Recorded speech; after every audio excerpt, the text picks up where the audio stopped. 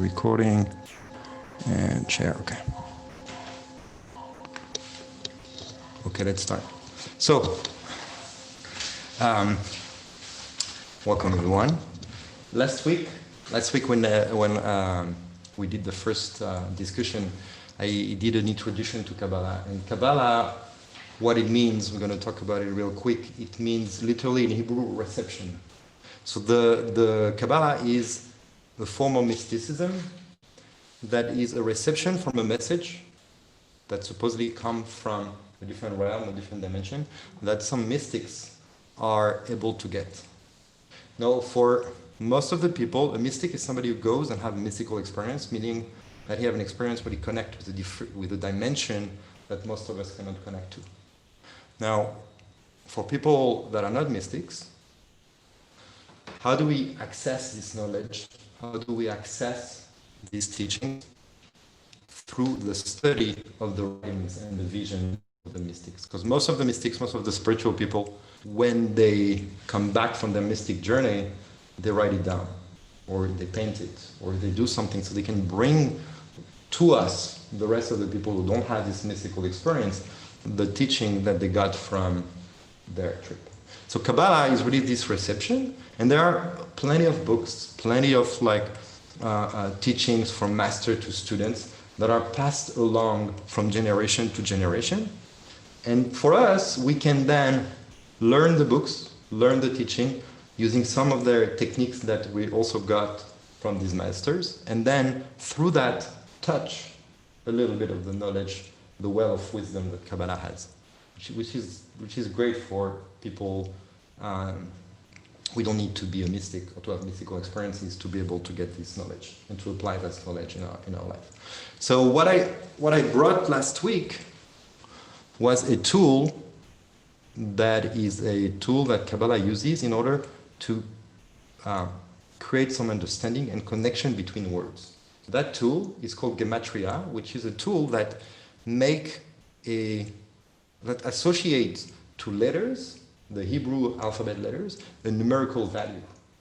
So you have 22 letters in Hebrew, and each of these letters will have a numerical value associated to it. So for example, the Aleph, which is the first letter, A, let's say, has the numerical value of 1. Bet, the second letter, has a numerical value of 2, etc., etc. And it goes, all the 22 letters, each of them is associated with a value. What that creates, it creates a duality between words and numbers. So when you have a word that means something, that carries some information, on top of the information that is carried, it has a number associated to it. From there, when two numbers are alike, or when two numbers adds up, that creates connection between concepts, connection between words that didn't have a connection before. So that's a tool, one of the tools that Kabbalah is using to teach us messages. So typically, a mystic would go on a mystical trip, will come back, and will come back with numbers, for example. And these numbers are also words. So these words have meaning. So you could have a mystical trip and see sacred geometry or see numbers, and then they will translate them into words to see what it means, or to add layers of meanings to it. So it creates always this way of looking at the world in two ways. One is numbers, one is understanding and communication, because words, that's what we use in order to talk. It's very, very interesting and powerful tool. Sometimes he reminds me of the duality, kind of like in particle physics, we talk of the duality wave particles, where everything is also as a coordinate, space and time, as a particle, a number, but it's also a wave, it's also an energy. So that duality is found in that duality words, numbers in Hebrew. So using that tool, that Gematria tool, I brought a teaching that I've learned about love. And the teaching was the following. The word love in Hebrew, it's written ahava, has a numerical value of 13. There is another word that has a numerical value of 13, which is the word echad, meaning one. From there, the masters come and teach us that there must be an equivalence between love and one, because they have the same value. And so what they teach us is that to love is to become one. Or the other way around, to become one is to love. And that's a very powerful tool when we don't really know how to love or what love is, or we have a lot of questions about that. But here is one of the ways that we can look at it. If you have a person and you become one with a person, becoming one meaning that you see past the differences, you see what unifies you, that's a way that you can love. And the other way around works as well. If you're making one with something, you're creating a love bond with that thing. So you know where you put your love into. For example, I love to kind of like go on a war on devices, but we are all on our phones so much. We know that as we make one with the phone, we are creating a love bond with the phone. So you have to be careful, like if you want to manage or channel your love towards the things that are important to you, that's a way to introspect and look at, okay, what do I make one with in my life? So that's one of the ways that we can look at it. Another way, also for the selves, self-love. We all are fragmented. We have a desire and then an emotion that go that way, then we have an action that go that way, and we're all fragmented. A way to apply self-love would be to work on your fragmented self and make one. So that would be also a way. Something else that we brought from there is the concept of understanding. Understanding is making one with the object of understanding. And it's a very interesting way to look at it. When you have an idea, at the beginning there is you and the idea, which are two separate entities. But you, as the knower or the seeker of knowledge, are going to think about the idea, going to meditate upon the idea, and at some point, after a lot of time, effort, concentration, and many processes that I don't necessarily master, you will make one with that idea. The idea is literally going to be part of you. So understanding a concept is a way to love. And through understanding yourself, understanding someone else, understanding topics, you are creating love bonds with the thing that you put your understanding into. So that's kind of powerful realization and powerful way to apply the love. From there, we came to the idea that if you understand love, since understanding is to love, because you're making one with the object of understanding, if you understand love, you're basically loving love. Mm-hmm. If you love love, if you add love numerical value 13 plus 13, you get 26. And 26 in Kabbalah is the number that represents the highest possible perception and manifestation of God in its attribute of love. So loving love is the way to reveal God in some ways. So understanding love is a way to bring God. Now, when I talk about love, what I talk about is kind of like energy, a source that is within everybody that we can access. What we typically discuss when we talk about love is, for my talk at least, for my understanding, a result of a connection to that source of love. So when, for example, you meet someone and you fall in love with someone, that person will facilitate the fall of all the fears and all the blocks within you. So will help you access within you that source of love. In return, you will have a lot of affection, a lot of desire to please the person, to care for that person. All of these are manifestations of love. But the love itself, at the pure sense, is that energy within that we have. So, since love is an energy, I know it doesn't necessarily mean much because we replace a word by another word. We don't really know what energy is, but it's just a suggestion to meditate or to think about this concept. This force that binds everything together, that pushes everything to grow. It can be only love. And so for love to spread, since it has only the possibility of being love, we have to become love. And as we become love, which has to be an internal process, because that's how love works. It's an internal process that is just what it is. So in order for us to become love, we have a tool that is through understanding. So if you try to understand love, you will slowly bring yourself to become love. And through that internal force of understanding, you will awaken the love within and become love. And that's how love can spread to the world through us. We are the only one who have the ability to connect to that love. The rest of the creation doesn't have the blocks and the fear that we have. They don't block. Like a tree grows and it just grows. And what pushes the trees to grow is the expression of whatever forces, energy, let's call it love, that push the tree to grow. The tree cannot decide because he's afraid or whatever. Or maybe he can, I don't know. I don't know trees as much, but let's say that he can. Not as much as we can block that access. So we have the possibility to spread the love to the world through working on ourselves so we can become love. So that was kind of like the highlight of what we discussed last week. Now from there comes the question, like how do we access that source? If we want to become love, if we feel the need or we feel the call to spread love to the world, and we understand that only through understanding and through becoming love that can happen, which makes sense.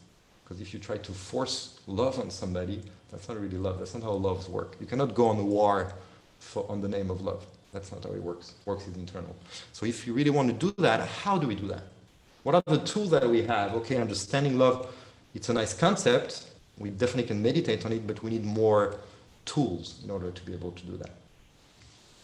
And these tools are brought to us by many of the spiritual teachings that are out there. They all talk, many of them talk about awakening the heart. I'm sure you've heard that term. As you start to work on yourself and you start to walk on the spiritual path, we talk about awakening your heart. So why do they do that? Because the heart is a symbol of love.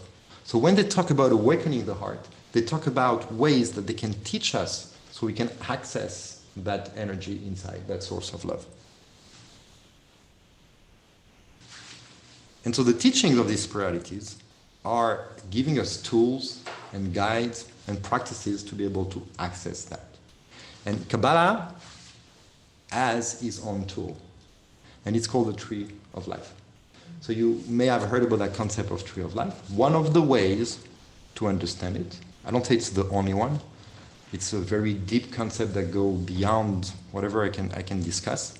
And everything I'm going to say, by the way, is definitely an invitation and a start to go deeper, and to all the concepts they need to be meditated upon. You need to think about them. You need to apply them. It works. Like I'm talking about a concept. It's not a definition. It's a suggestion of ideas. So then we can try to bring the concept and apply to us. That's the work that needs to be done for each and every one of us when we learn a concept. Similarly, as when we do yoga and they talk about chakras, you don't really define a chakra. And even if you find a word definition of the chakra, it doesn't mean that that will help you activate your chakra. In order to activate your chakra, you need to go through understanding, practice, more understanding, etc., etc. It's a process to then being able to perhaps touch what a chakra means. Here it's the same. Everything I talk about, that needs to start a process of understanding and of practice, or need or not, but that's the invitation that comes from that. So the Tree of Life. Let's try to understand why first it's called the Tree of Life. It's a symbolism. First, in many texts, spiritual texts, in Kabbalah and other places, humans are compared to trees. Why? Because trees, they have roots deep in the earth, they reach the sky, and they create fruits. So as human, we also have the roots. We have the potential to grow and reach higher, and we have the potential to create. The potential to create is the symbol of the fruit. So that's why many times we compare humans to tree. There are also many other ways, again, that we can make that parallel, but I will leave it for everybody to maybe do a little meditation, think about a tree, think about a human, and see the similarities that are between the two. So that's for the part 3. For life, I think one of the teachings that we have is that the ultimate teacher, the ultimate guru, maybe the only that we have, each and every one of us, is life. Our lives are our teachers. Your life is your way. So we all have, it's as if we all had a private master teacher for us to teach us what we need in order to grow. And that's life. So everyone needs to look at his own life and use it as a way to grow. That's why I think we call it the tree of life. Because through looking at your own life, like a tree, you will grow. So the tree of life, with that idea, become a tools for humans to see from their lives how they can grow while being rooted. What is the root of what trigger them or excite them in their life? And that's how you grow. So for example, taking an example of anger, but we can take different examples, everyone with the example that speak to him or her. When I'm angry, and I get angry at someone, my boss, my partner, or my friends, whatever it is, I have two options. I can come back and say, oh, I don't like these people, they make me angry, and try to hide away to find peace. Or I can look at the fact that I'm getting angry and try to understand what is the root of that anger. Why do that person triggers in me anger? And then you start to look within yourself at the root of your anger. And through that, you are using the very aspects of your life in order to grow. And if you do that, your life becomes almost like a game that shows you all the ways that you can grow. And it's what it is. It's a teacher. In the negative, I don't know, but in the, let's say, the challenging part, like anger, and in the positive, like what do I like, what excites me. If you look at everything in your life as a game, in order to master it, your life becomes a playfield, and it's really a spiritual teacher. It's your way. So that's the idea behind the tree of life. Now, in order to understand more the tree of life, let's see a few of its components. Is there any questions so far? Everything is kind of clear. We'll have time for question after for sure, but just making sure. So, what are the components of the tree of life? To understand that, we need to start with the hypothesis. One of the hypotheses is that there is one source to everything. Whether you believe in that statement or not, it doesn't really matter. It's a way to approach. It's a tool to understand. It's like when I was talking before about love as that energy that is within, that binds everything together and everything. Whether scientifically it's proven that it's true or not, for the sake of working on yourself using the tools of Kabbalah, it doesn't really matter. You may believe that that statement is true, great. You may not believe, it doesn't matter. You take it as, okay, let's think about things as if everything was one. And really, there may be some proof to that. We may come to a point that we understand that concept really for what it is, even scientifically. I don't know if we are there yet, but we are kind of close. We understand that within us, for example, as humans, what we all have the same particles. We're all made of, atoms that are made of protons and electrons and quantums and whatever, like quarks and all that things. And we all have the same stuff inside. It's coded in different manners. We all have, but the DNA, for example, for humans, the root of the DNA, the molecules that are composing the DNA, we all have the same. So we can understand this idea of like everything is one. We have one type of matter that gives birth to everything else. So that's understandable. It doesn't matter, but that's the hypothesis. There is one, and from one comes multiplicity. Then the second hypothesis is that even from the separation, everything that seems separate, because, okay, everything is one, however, I'm here and you're there is a couch, there is a table, and there is obviously separation. Even beyond the separation, what unify everything, there is one source. So that's another hypothesis that we get.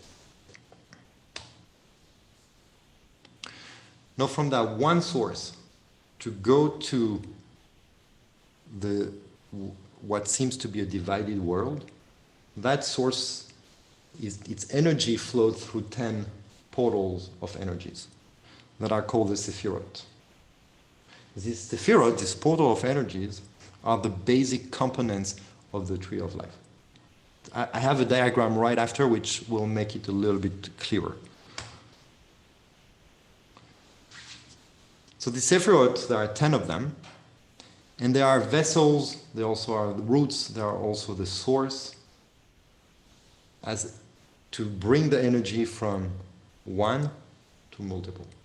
There is one source. That one source of energy, when he creates the multiplicity, when he created the world, basically, the universe that we live in, it has to do something to be able to remove the oneness, if you will, in order to give space for something else, or to even the illusion of something else. Because if it doesn't do that, there is only one, and we cannot even perceive something else than one.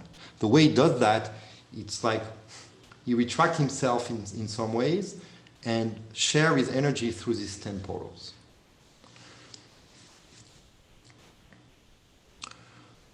So the tree of life is composed of these 10 Sefirot, these 10 energy portals, plus the relationship, the link in between the 10. What links all the 10 Sefirot are the 22 letters of the Hebrew alphabet. So when you do the 22 letters and the 10 Sefirot, you get 32. 32 in Hebrew is lev, which means heart. So that's another way to show that when you go through the tree of life, when you go through these 10 energy source and portals, and the relationship between them, if you work on all of them, you will awaken the heart.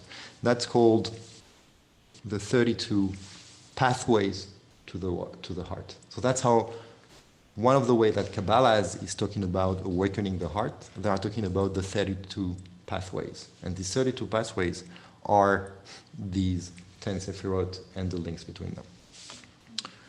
Now just a little illustration of what I just said. I'm not the best graphic designer, but I tried to do something. So here, the source. That's one, the source of oneness. From there, the oneness will diffuse its energy through 10 pool of energies that are going to become vessels, but also sources of energy. These are the 10 Sefirot. By the way, the word Sefirot has given name to the word sphere in English or in Greek or whatever, because it's that idea of a sphere that contains energy that will diffuse it to the rest of the world. From the Sefirot, the receptacle of these energies are going to be everything that is created. And this model can be applied to different realms of existence. One of the realm of existence that we can apply to is the human body.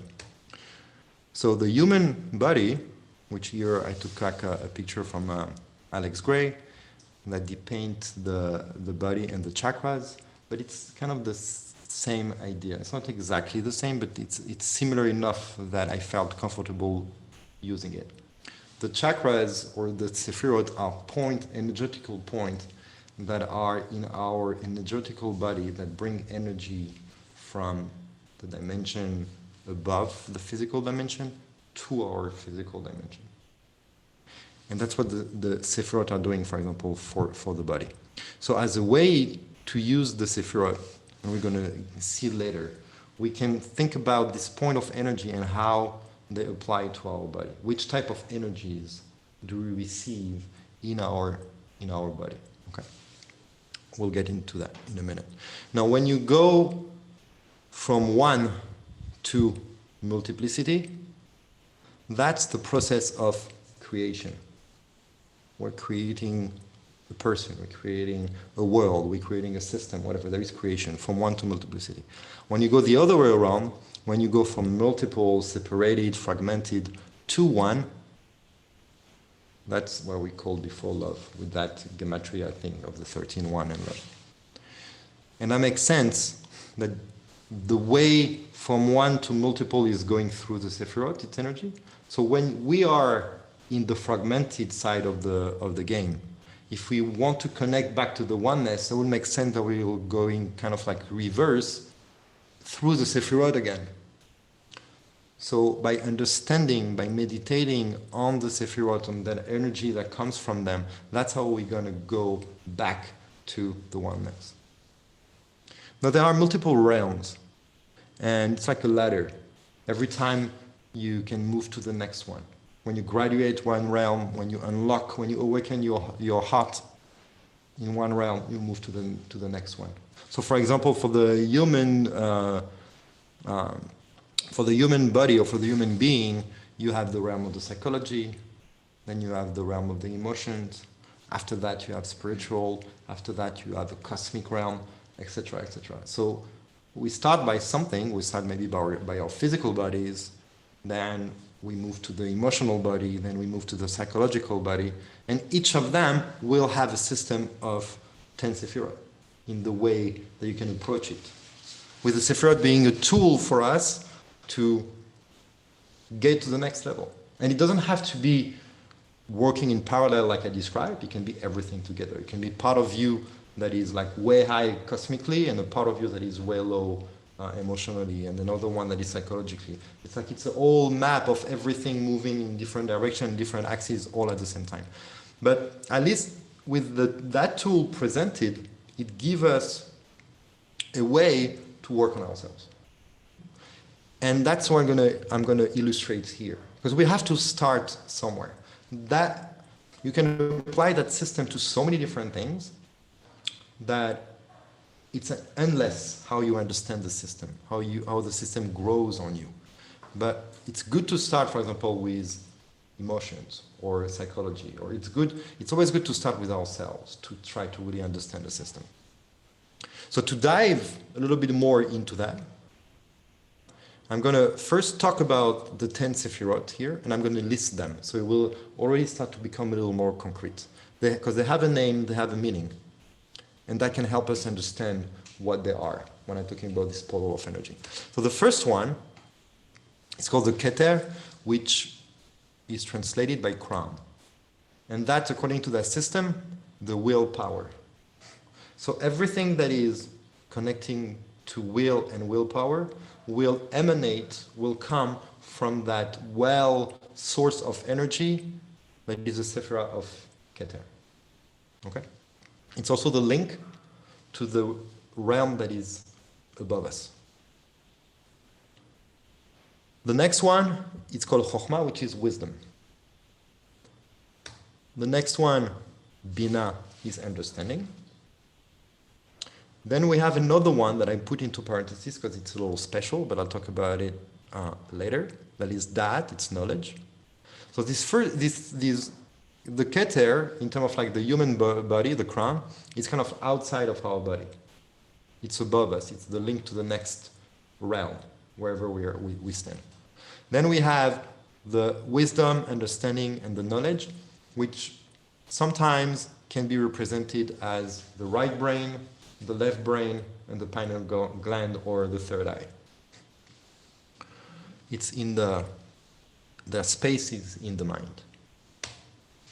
After that, we move to kind of like the emotional ones, and we have Hesed, which is loving kindness. Then we have Gevurah, which is courage or strength. We have Tiferet, which is beauty, or the ability to find beauty in everything. Netzach, which is the victory over habits and time. We have Hod, which is gratitude. Yesod, which is the foundation or justice. And then we have Malchut, which is kingship or creativity. And it's the link to the realm that is below in some ways.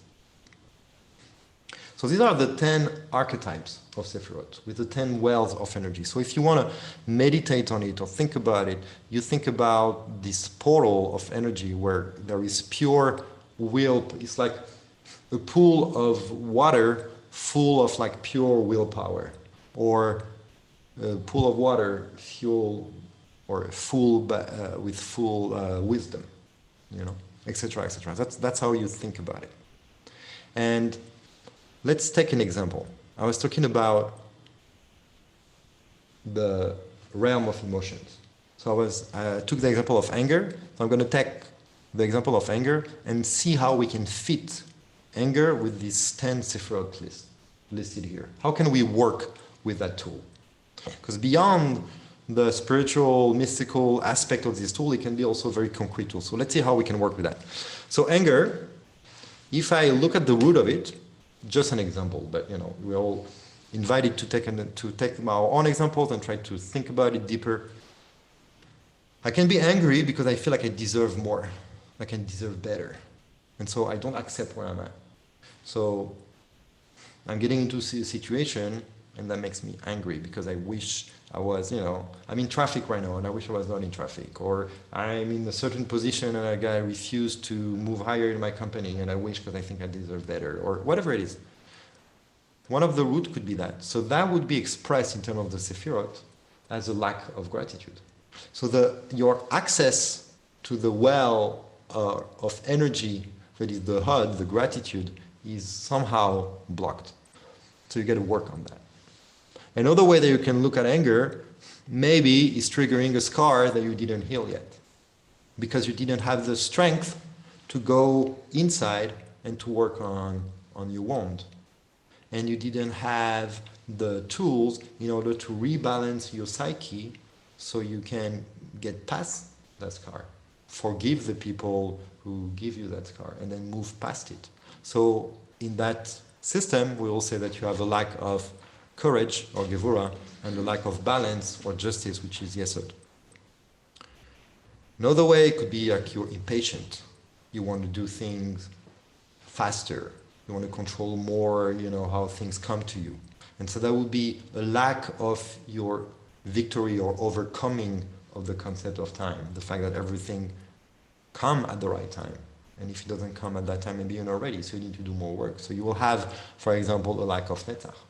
So when you look into yourself, and then you identify with anger emotion right now, what are the energy that you lack access to, then you can counter them by working on it.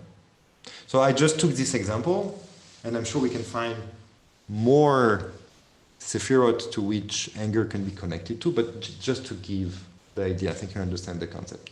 And it'll be very interesting to go over more emotions and try to understand how they can be decomposed in terms of this system of 10 Sefirot. When you do that, then we can create exercise to grow, meditation, to work on your HUD, on your Gevura, on your Yesod, on your Netzach. So using the system of the tree of life, you can really look at yourself, work on the root, work on meditating, on accessing the root that balances your challenge. And that, by looking at all the situation in your life, that's really using your life to grow. And that's how you will move up to the next levels and the next systems. And that's what the tree of life provides us. Now, the tree of life, in order to be used fully in like a meditative system, these Sefirot are ordered in a very particular manner that is the most common representation of the tree of life that I'm going to present here. And to do that,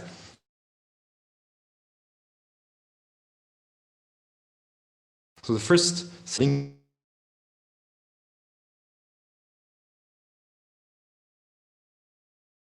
to open ourselves to receive first. Then, the way they divide it into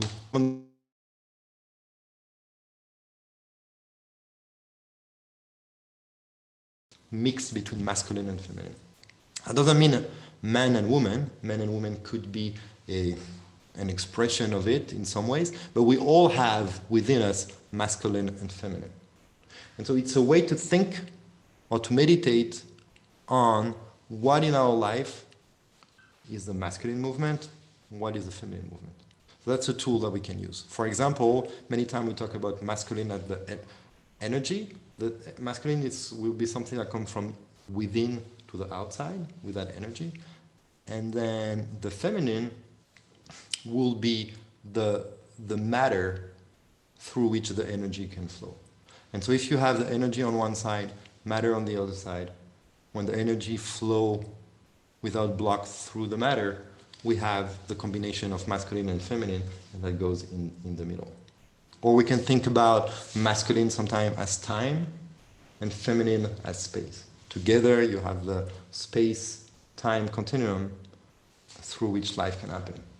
So you have different ways to look at that, and that could be a very good tool when something happens, when you look into yourself, or when you look at the Sefirot, to try to understand if they are more masculine or more feminine or more in the middle, and how I can balance these two energies. And so they are all falling into one of these categories as an archetype. The Chokhmah, which was the wisdom, is considered masculine. The understanding, Bina, is considered feminine. Then we have the Chesed, loving kindness, which is considered masculine. The Gevura, the strength, the courage, which is considered feminine. And then the synthesis of both, the beauty, which is the child, if you will, between the masculine and the feminine. We have Hod, which is gratitude, which is considered as feminine. Netzach, which is a victory over time and habit, considered as masculine. The child of both, the foundation or justice, Yesod, which is considered in the middle, so as the child of the masculine and feminine. And another middle one, the Malchut, the creativity.